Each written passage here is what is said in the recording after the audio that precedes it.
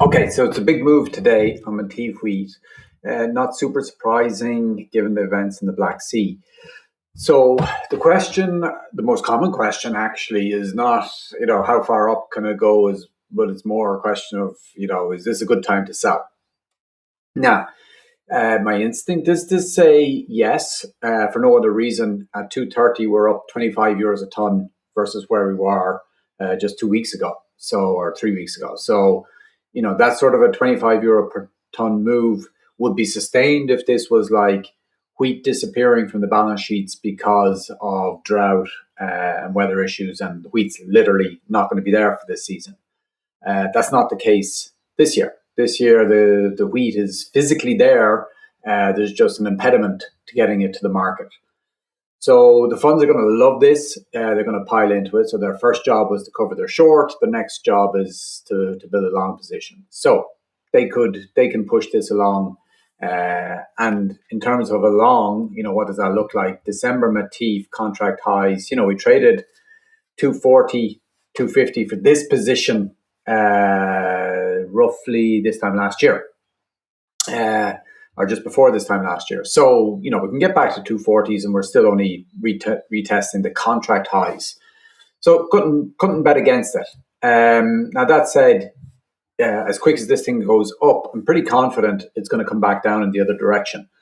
And what is that going to look like? At a best guess, it's going to first of all look like mediation, most likely coming from the Middle East. They're the ones going to be most impacted by it. Because if we do go to 240 euros, which is roughly going to be something like FOB times 1.14, you're up into the 270s FOB at a 240 Matif, give or take. And so that's going to cause a bit of pain for those importers. Now, what will relax them, as we know, and what we've been emphasizing is their huge domestic crops. So if there was ever a good year for this to happen, this is the year. So are we going to mean revert? Yeah, we really should. It's just a matter of timing of when that happens and the circumstances. How long does the mediation take? Because they're not going to willingly start talking to each other. Somebody's going to have to bring them together. I think both of them are going to feel very empowered by their situation. So I think it'll be a very difficult mediation. And so there's a very good chance this thing rattles on longer than we would like or expect. And the longer it rattles on, the longer it diverts demand to other origins, the more it supports futures Matif Chicago. So I wouldn't bet against that if you did sell it today, close your eyes and sold futures, that you wouldn't have to eat some margin calls over the next couple of weeks until the point where it does mean revert back to 220s sort of a level. So yeah. Now then, then is there another way that we can skin this cat? That if you're physically long and you want to hedge it, or you just want to take a bet that this is a rally that will dissipate, is there a safer way to do it? So what we can think about is combinations of options, which I really like, because anybody that knows me that, I do have a love for options. Because they give me positions to work with, and there's all sorts of things you can do. So, like if we wanted to play through this and take the other side of the market, for example. And let's say we're super bullish. This is going to run and run, run. Funds are going to pile in. We want to make some money, but are we really going to buy the contract? The 12-month highs. Okay, no. Is there a safer way to do it? And it's this scary thought of selling put options. But if you said to yourself, okay, I don't think it's going to go below 210, and I think that's a fair assumption. The December, we can go back into the 220s, into the teens, but do we go back below 210? Yeah, I think that's a stretch. So if that's your belief, you'll get paid 430 today for a 210 put option. And as long as you stay above 210, you collect the premium and you add €4.30 to your P&L. And that's just based on the bid. Maybe you get 450 for it. And that means your break even becomes something like 206.50. So if you think it's going to stay above 207, then, that's your break even. And if you're right, you'll make some money. So you can keep it simple like that, and just collect a bit of premium if you think this thing is going to run on. On the flip side, what I think I prefer is we got this uptick in volatility. So the options are becoming more valuable. So when things become more valuable, you want to sell them. So what would a three-way combination, my favorite little tool in circumstances like this, where we've got a range of possibilities and heightened levels of volatility, and we just want to position as safe as possible, that avoids us just taking a binary long-short futures position. So let's say if we want to put numbers onto it, and we say to ourselves, well, 225 is a number. It's the recent highs, and it's the top of the old range. We think we're going to get back into the old range, so therefore we think it'll get back below 225. So let's put that number down.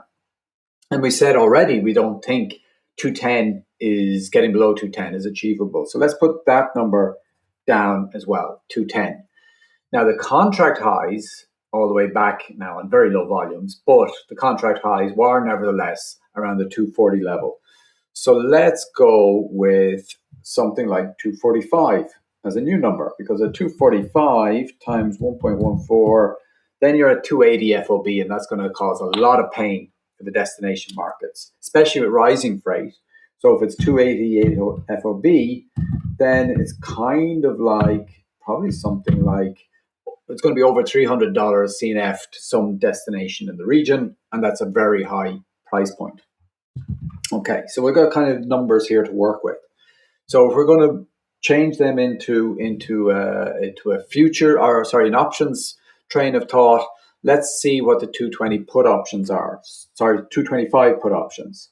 So if you wanted to buy them today, excuse me. If you want to close your eyes, buy them, they're going to cost you $12.30 at this moment in time. That's the offer. You'd hope to buy it for cheaper, but that's the offer. So we're not going to do that because your P&L is just, it's almost going to be impossible to make any money out of that. So 12.3. Now we have this 210 number, so we're willing to sell some put options down there and collect some premium.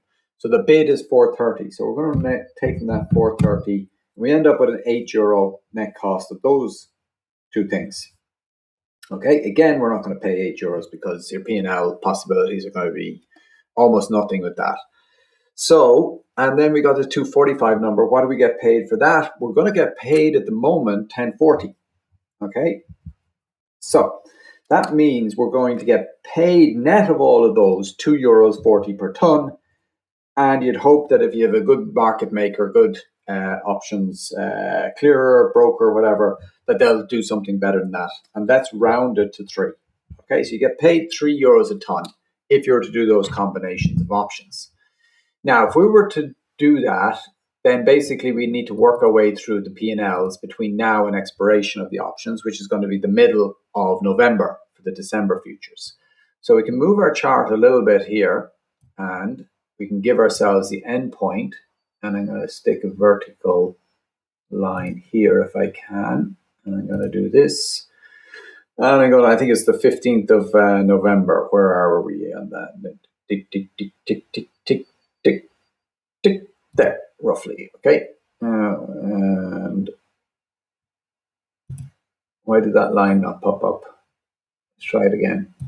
Do this, and tick it there, okay. No, take it, and try again. 3rd time's a charm. Okay. Boom. Okay, so now we got this endpoint. The options are going to expire at this point.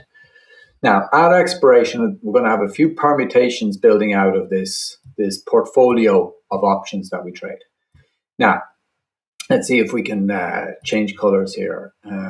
Edit, and can I change color to this? I'm going to give this the evil red color. Okay, so that's the evil red color. We'll come back to that in a minute. We're going to give this the nice friendly blue color, and we'll give this one here, it's not an evil color, but we'll give it a green color here. Okay, so now we got 3 colors. So your permutations are as follow. If we come to this line here and we're above 225, And let's make this exactly where we want it to be, 225. Okay, apply. If we're above this blue line and we're below this red line, then you're going to get your €3 a ton. Goes onto your P&L, boom. Okay, that's yours. Then permutation number 2, we get to this point and we're somewhere below the blue line. And let's say we're all the way down at 210. Then you're going to get the €3 that you were paid plus €15 a ton. So you get €18 a ton for that. And that's going to go into your P&L as a positive. Now, if it goes down to 200, you're still going to get 18. That's it. You're never going to get more than the 18 out of it. Now, on the upside, so that's what happens if it goes down by here. And this is what happens if we stay between here. And then if we go above this evil red line, the 245, again, I'm going to make this the exact number, 245, apply. If we go above the 245, that means you're going to be a seller of Matif wheat at 245 because he sold call options there. So that means if we go to 250, you're going to lose €5 a ton. Short of 245, and the market's 250, you'll wash it out at a €5 loss. Now, you've still got your €3 profit, so it's really a €2 loss. So that means your break even is 248. So you're going to properly lose money if we go to 248 or higher. And that's your evil red line. Now, it's still a hell of a lot better than if you sell futures. If you sell futures today at 230 because you're bearish, you're going to lose €15 a ton by the time you get to 245. So if you get to 250, you're going to have lost €20 a ton, 20 grand on 1,000 tons versus 2 grand loss if you trade these options. So you got a very good chance that you stay within this range, in my opinion. You got a very good chance that we come back and mean revert and get somewhere in here and add to the €3 a ton. And you've got an awful lot of a more flexibility and a safer position, far safer position than taking a bearish stance. I want to sell this rally and selling futures. So that's how I would look at either being bullish, selling some puts at the market run, or doing this three-way to give us a safer way to build a short position, either to hedge a long physical or to just think this is overdone, overblown, and we're going to mean revert.